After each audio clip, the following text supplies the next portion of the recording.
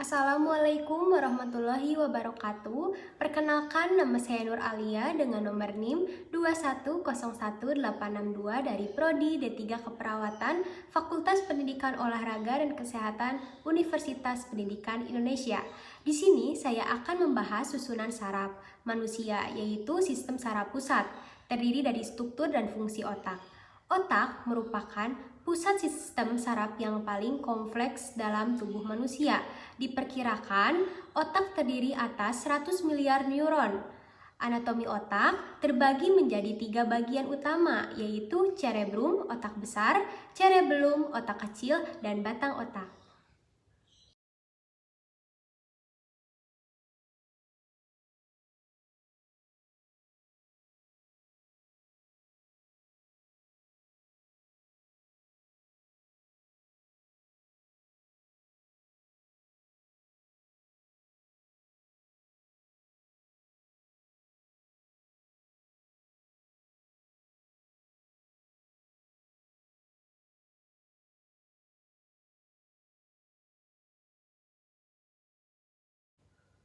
Cerebrum merupakan bagian terbesar dari otak manusia.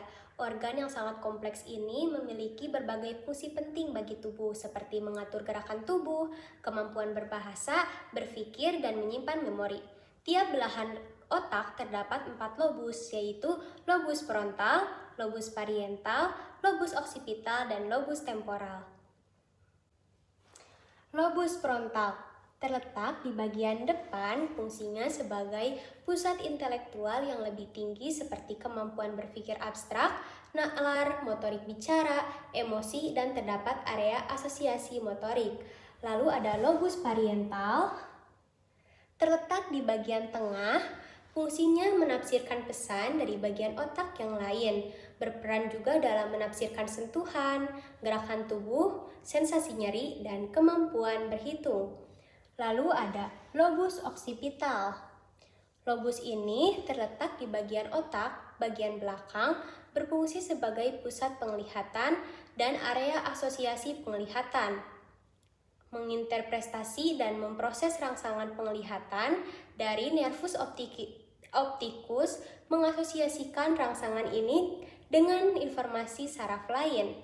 Lalu ada lobus temporal di bagian sini. Terletak di sisi sebelah kiri dan kanan otak dekat dengan telinga. Fungsinya berperan dalam pembentukan dan pengembangan emosi, pusat pendengaran. Cerebellum, otak kecil, terletak di bagian kepala, tepatnya di bawah lobus occipital, otak besar, dan dekat batang otak. Berfungsi untuk mengatur kerjasama antar otot, mengendalikan keseimbangan, dan menjaga postur tubuh.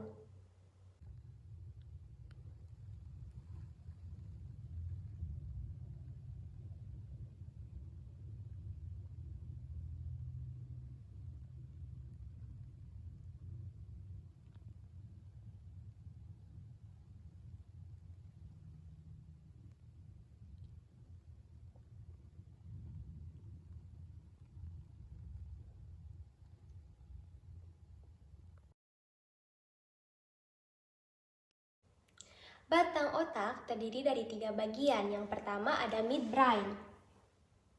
Midbrain terletak di dalam batang otak antara otak depan dan belakang, berfungsi sebagai titik penghubung antara wilayah-wilayah utama otak. Lalu yang kedua ada pons. Pons terletak antara otak tengah dan medula oblongata, berfungsi bertindak sebagai jalur transfer sinyal antara otak besar dengan sumsum tulang belakang dan juga otak kecil. Lalu yang ketiga ada medula oblongata. Medula oblongata ini terletak di bawah pons. Bagian otak ini berfungsi untuk mengendalikan beberapa sistem tubuh seperti pernafasan, pencernaan, detak jantung, dan menelan.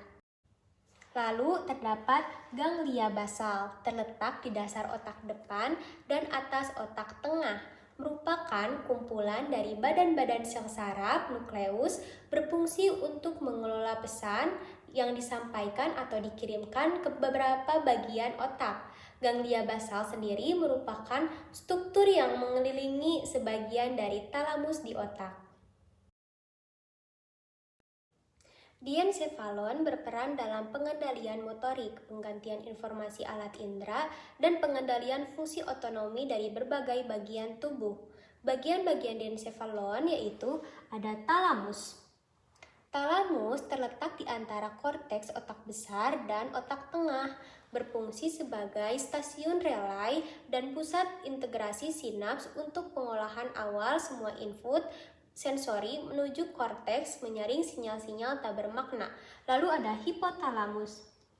Hipotalamus ini terletak di bagian tengah otak, di antara kelenjar pituitari dan talamus. Fungsinya homeostatis, yaitu memastikan dan mempertahankan semua sistem tubuh berjalan dengan stabil.